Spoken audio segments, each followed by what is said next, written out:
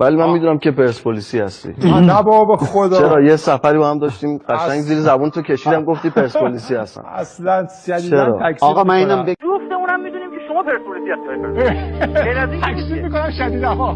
نه اصلا تکسیر نکنید. آقای فردوسی پور دیگه به من این چیزا شما نگید. شما پرسپولیسی هستید. تو تمام آمارایی هم که میگیرید یه جوری میخواید پرسپولیس رو بالا. شما به پرسپولیسی پور معروف شدید. ولی الان به خدا اگه بگی حالا اعتراف کردین پرسپولیسی. آره هر کسی بچه بود طرفدار تیم. الان مشتاق جات کار سخته 2-1 در برابر دو تا پرسپولیسی و یه 2-1 نیست 3-1 نه بابا اصلا به خدا اصلا ابدا. آقا چند میشه بازی؟ استقلالی با شما حالا چند میشه بازی؟ بگم آقای فردوسی پوری که من اینقدر قبولش دارم به خاطر همین علی کریمی شما به من زنگ نزدی گفتی یک جلسه‌شو کم کن. من زنگ زدم بله موقعی که علی زیر کریمی مکه کم کنم 3 جلسه بود گفتی بازی بعدیشون با